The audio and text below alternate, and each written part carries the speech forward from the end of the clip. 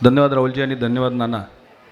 खरं तर उशीरही खूप झाला आहे. आपणही बराच वेळ सर्वजण बसलेला आहात आणि थंडी पण वाजती आहे. अनेक महिलांच्या मनामध्ये विचार येत असेल की बाबा आमचं काय चाललं आहे, तुझं काय चाललं आहे, लवकर पाच दिन घरी जाऊ दे.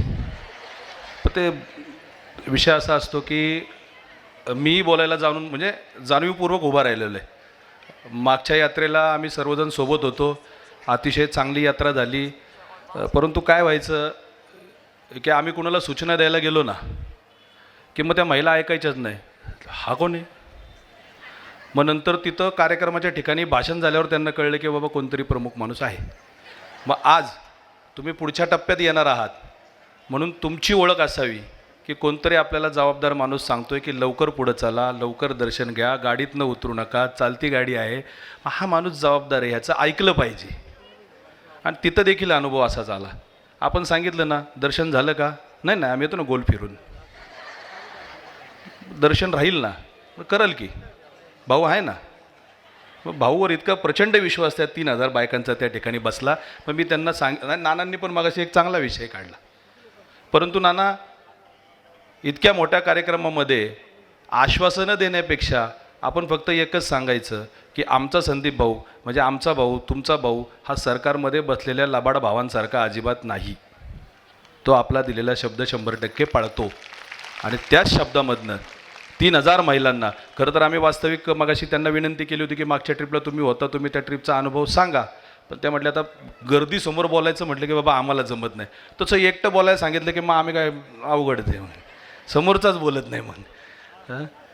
ते असतं असं. तुम्ही सर्वजण या ठिकाणी जमलात, त्या विश्वासाने जमलात. आपण पुण्यापासून साधारण 700-800 किलोमीटर लांब जाणार आहे. रेल्वेचा प्रवास आहे. आता आपण एकमेकांना सर्वांना सहकार्य करायचं आहे. लक्षात ठेवा. का सहकार्य करायचं आहे? आपण सर्वजण एकाच भागातले आहोत. आपण सर्वजण संदीप भाऊवर विश्वास ठेवून त्या ठिकाणी आलेलो आहोत. आपल्या सर्वांचा एकमेकांशी परिचय 100% नाही आहे, परंतु हा परिचय करून घेण्याकरता आपण सर्वजण एकत्र आलेलो आहोत.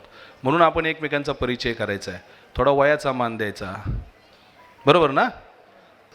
असं हळूहळू चालायचं आहे. व्हिज्युअल्स सगळ्यांनी पाहिलेत, व्हिडिओ, आणि सुंदर पद्धतीने आमचा कार्यकर्तासुद्धा ते काम करतो. तुम्ही पाहिलं महिला किती आनंदाने ती यात्रा जी आहे ती म्हणजे त्या यात्रेचा आनंद घेत आहेत. आणि आपण घरापासून थोडंसं लांब गेल्यानंतर ज्यावेळी आपली जबाबदारी घेणारी माणसं ही कणखर असतील, त्याच वेळीच या सगळ्या ज्या महिला असतात, म्हणजे फक्त तुमच्याच बाबतीत सांगत नाही आहे, समाजामध्ये असणारी प्रत्येक महिला, आपली काळजी घेणारा माणूस जर कणखर असेल तर अजिबात कुठल्याच गोष्टीची चिंता करत नाही. आणि तुम्हाला देखील कुठल्याच गोष्टीची चिंता करायची गरज नाही.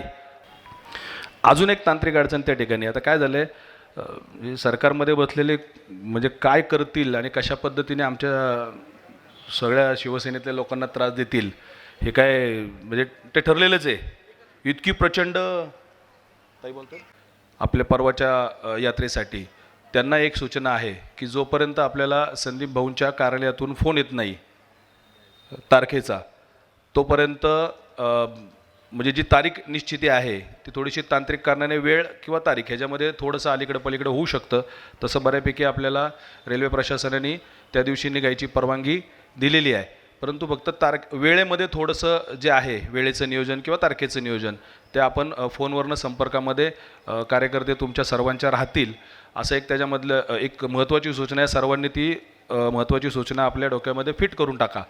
बाकी यात्रेच्या दरम्यानच्या सूचना आमच्या छोट्या बहिणींनी तुम्हाला सर्वांना अगोदर दिलेल्या आहेत. त्याच्यामध्ये काही शंका असतील तर पास वाटताना बरेच कार्यकर्ते त्या ठिकाणी आहेत जे सोबत यात्रेला होते, ते देखील तुम्हाला त्या यात्रेच्या संदर्भातल्या शंका कुशंका काही असतील तर त्या तुम्हाला 100% त्याच्यामध्ये क्लिअरन्स देतील. यात्रेला आम्ही सोबत असू. संदीप भाऊला जरी तुम्हाला काही सूचना देता आल्या नाही तरी कार्यकर्ते जे सोबत आहेत त्यांच्या सूचना ऐका.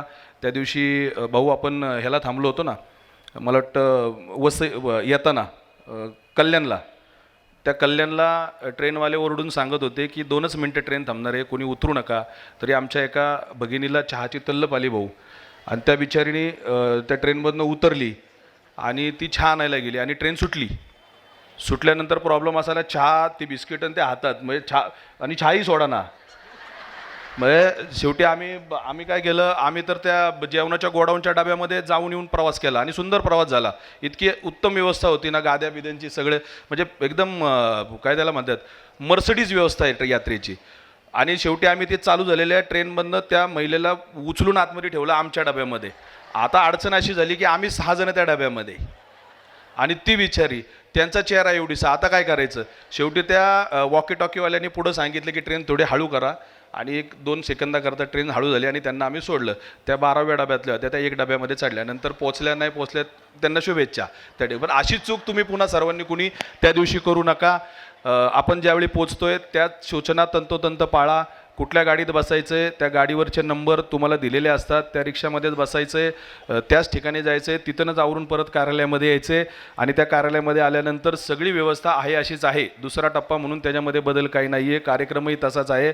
सगळ्यांनी यात्रेचा आनंद घ्यायचा आहे, सगळ्या आनंदाने यायचं आहे, सगळ्यांचं दर्शन होईल ह्याची खात्री आम्ही या ठिकाणी तुम्हाला देतो. त्या ठिकाणी त्या दर्शन मंडपामध्ये सगळ्या महिला लाईनला लागल्या तर साधारण तासाभरामध्ये 1.5 तासामध्ये आपल्या सर्वांचं दर्शन व्यवस्थित पद्धतीने ओळीमध्ये होतं. ते दर्शन घ्या. जे काय मागायचं आहे तुमच्यासाठी ते महाकालला मागा. त्या दिवशीच्या कार्यक्रमामध्ये आमचे सचिन भाऊ आहिर संपर्क प्रमुख आहेत, त्यांनी सांगितलं होतं की महाकालचं दर्शन इतकं सोपं नाही आहे. जोपर्यंत त्याच्या मनात येत नाही तोपर्यंत तुम्ही तिथं जाऊ शकत नाही. आणि त्याच्या मनात आलं की ह्या 10,000 महिलांना आपल्याला त्या ठिकाणी दर्शनाला बोलवायचं आहे, तर मग कुणाला नेमू, तर संदीप भाऊला त्या महाकालनी नेमलेले तुमचं दर्शन होण्यासाठी. लक्षात ठेवा. म्हणजे जितके नशीबवान तुम्ही आहात तितकाच नशीबवान हा माझा भाऊ आहे की त्याची नेमणूक त्या महाकालने त्या ठिकाणी केली आणि आमची देखील तुमची सेवा करण्याकरता त्या ठिकाणी नेमणूक केलेली आहे. तर ते सगळं तुम्ही व्यवस्थित ध्यानामध्ये ठेवा. दर्शनाच्या दिवशी येताना जाताना आपापली काळजी घ्या. थंडीचे दिवस आहेत, आपल्यापेक्षा जास्त थोडीशी मध्य प्रदेशमध्ये थंडी असती, ती काळजी सोबत घ्या. जे पेशंट आहेत त्यांनी आपली नेहमीची औषधं सोबत घ्या. जे पेशंट नाही आहेत त्यांनी आपली काळजी घ्या की आपण येईपर्यंत पेशंट होऊ नये. एवढंच या ठिकाणी तुम्हाला सर्वांना विनंती करतो. बरंच आता बोलून झालेलं आहे, त्यामुळे जास्त अधिक न बोलता तुमच्या सर्वांची या ठिकाणी रजा घेतो. जय हिंद, जय महाराष्ट्र, जय भीम, जय महाकाल.